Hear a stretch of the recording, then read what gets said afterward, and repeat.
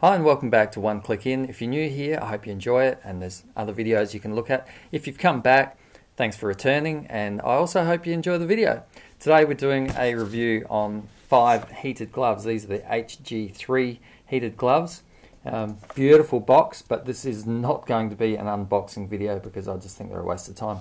But beautiful box, everything in the box as you'd expect. You've got your power adapter.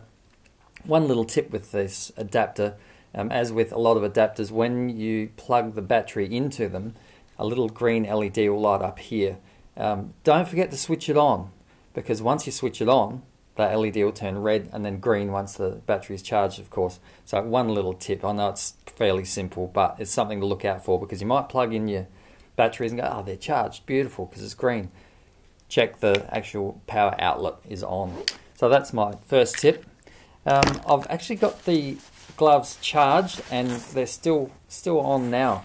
So it took about 2 hours to charge them, and I've been for a ride. I'll put some video up in a minute so you can have a look at that.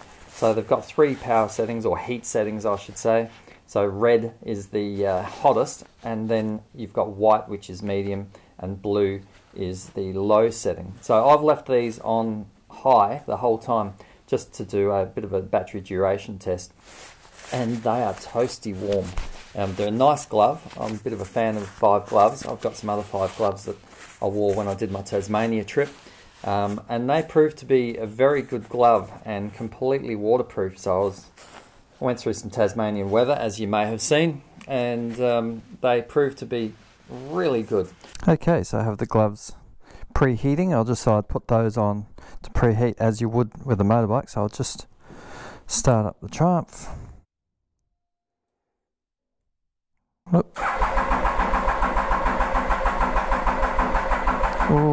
bit of a cold morning. There we go. Alright, so I'll let the Triumph warm up, as I always do. Let it sit there, let the gloves sit there, and we'll see what they feel like once I jump on. It is a cold morning. It's about, I think it's meant to be about 5 degrees. I know that's not cold in some areas, but reasonably cool here. So I've got the old dry rider gear on, just as I wore in Tasmania, and we'll see how these gloves go. I'll get back to you. Okie doke, the Triumph's got some temperature. I'll see if the gloves have. Very interesting.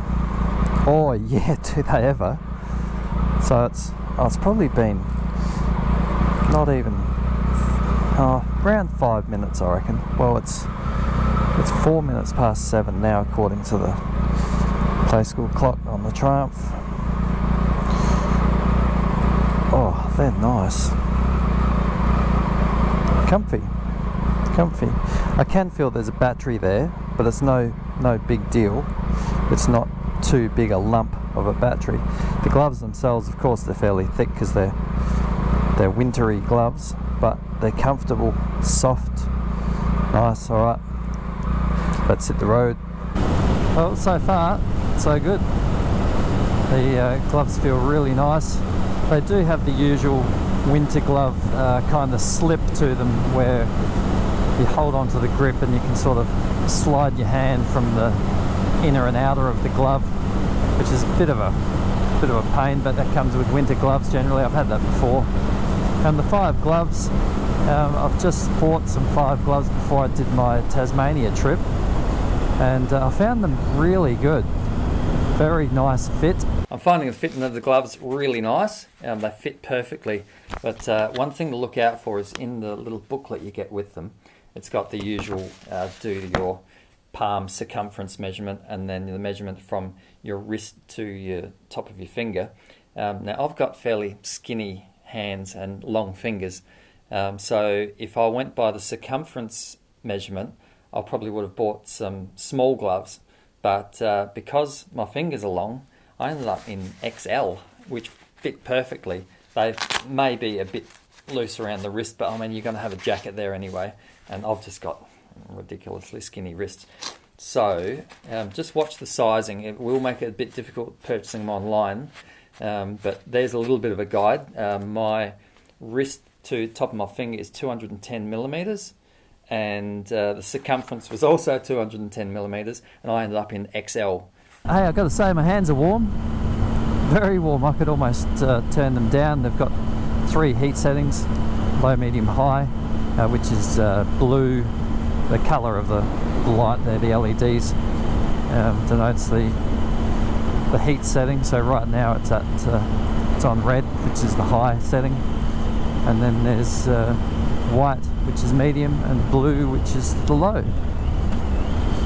Okay, they're not cranking too much because tyres are cold. Haven't ridden the old Trumpy for a while. What a good old girl. These are really nice. I can just imagine if I was working in the city and I had a daily commute, and you had your daily routine of getting your bike gear on, your helmet and everything. Well, you just slip these on, switch them on, and away you go. First thing in the morning, warm hands. What could be better? Because generally, if your hands are warm, the rest of you is warm. Having said that, my face is a bit cold right now. Looks like these plovers are having a morning meeting. Good morning.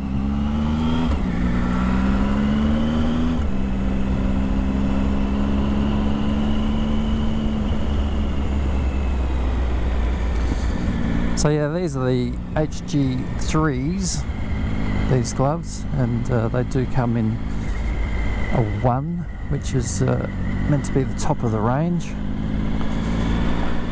But I find these fine because they're not exactly a cheap glove. They retail for $2.99, I think it is. Look it up on the net, but in Australia I generally set them for about $2.99. So you'd want them to perform, because my other set of 5 gloves I purchased, which were really good, and I used all through Tasmania, and they proved they were properly waterproof because I rode through a lot of rain. They were just over $100 from memory, 100 Australian. So when you're looking at, you know, triple that, you definitely want them to perform. Oh, someone's out early with a food van. Damn it, I didn't bring my wallet. Now the battery is held in this little pocket here, which looks like it's got a bit of a waterproof zipper on it, which is what you want in winter gloves. It's not a huge battery, it's 2200 milliamp hour, lithium polymer of course, and it fits, if you can see, I'll hold it up, fits in this little pocket here. So you can feel it when the gloves are on, but it's not too big and bulky at all, and they're not heavy. I mean, LiPo batteries are nice and light, so it's not a big deal. And some people might want these gloves because they're not a fan of the big, thicker grips when you have heated grips. I think these would be perfect for daily commute type riding. If you're in the city and every day all you've got to get to work on is your bike, these would be brilliant. You just warm up your bike at the same time you warm up your gloves and slip your hands in, they're nice and warm. So not sure how they'd go for touring, because I don't think they'd have the battery duration. So if you're doing, you know, a couple of hours at a time, they'd be fine. But on a 6 to 8 hour trip, I reckon they'd run out of legs. But having said that, these have been on for about 2 hours now on high. I've been for a ride already. I'll show you the footage in a minute. And well, they're still going strong, and 60 degrees. I did actually measure the temperature because I'm a bit of a geek. They are 60 degrees internally, and you can feel on the top of your fingers where it usually gets cold when you're riding. They're beautiful and warm. As I say in the riding video, you do have a little bit of that slip that you get with winter gloves, where the inner and outer sort of move separate to each other, which when you're holding onto the grips can feel a little bit weird, but that's just winter gloves really. They're obviously going to be a bit bulkier, and well, these have the addition of being heated. Whew. Okay, so I've just had to wipe my GoPro lens because it's kind of spitting at the moment. So good test for winter gloves, heated winter gloves. Off we go. I'm sure the lens will get wet again fairly quickly. But the gloves are holding up well. It's not really wet. It's not terribly wet, but it is cold. I'll say that. I've got my dry rider gear on, and I can still feel it's cold. And well, I've got to say, my hands are warm. Oh yeah. Alright, so I'm riding along on the highway. My hands are warm. I've still got the gloves. Hopefully you can see. I've still got them on high. Going to leave them on high for a bit of a battery duration test. Now the batteries take about 2 hours from what I think was flat to fully charged, and then you slip the little buggers in their pocket, which looks fairly waterproof. The zip looks well protected, and away they go, and they're nice and warm. They're really good. I'm actually a bit surprised. I wasn't sure what to expect with heated gloves, but they're very nice. So I did the unmanly thing and read the manual as well. You could get away with just not reading it. Plug them in, switch them on, away you go. But I'm doing a review, so I had a good look. And there's some interesting information here. They explain the tag on the gloves, you know, the tag that's there that no one ever looks at. Shows the model number and the material used to make the gloves. And it's got a good description of everything there. Of course, got that fitment chart as well, with the circumference of your palm and the distance from wrist to the top of your finger. And it's also got their test results for abrasion and shock absorption and shear resistance and resistance of the stitching. So you can be assured that you're getting a quality glove, which is what you want, because when you ride, when you do anything really, if you're going to fall over, what's the first thing you do? You put your hand out. Yeah. The controls for these gloves are really simple. They've got one button. Right now they're on. You can probably see that that's glowing red there. To switch them on and off, you hold the button in for 2 seconds. So I'll do that. That's off. And same for on. And they go straight to high. Then you press it again quickly and it's medium. Another quick press and it's on low. So I'll go back to high because I'm still doing a battery duration test.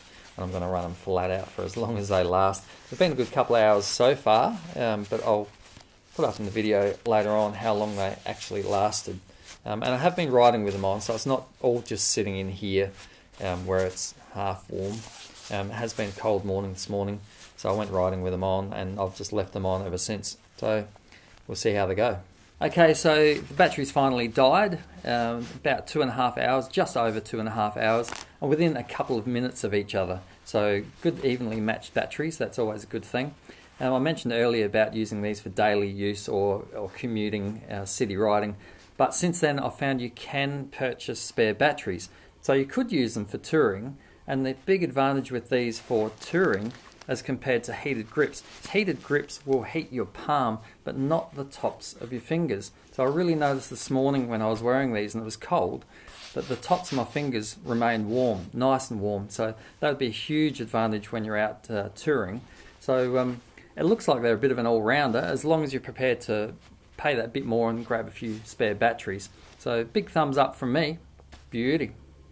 Okay, I hope you enjoyed the one-click-in review of the 5 HG3 heated gloves.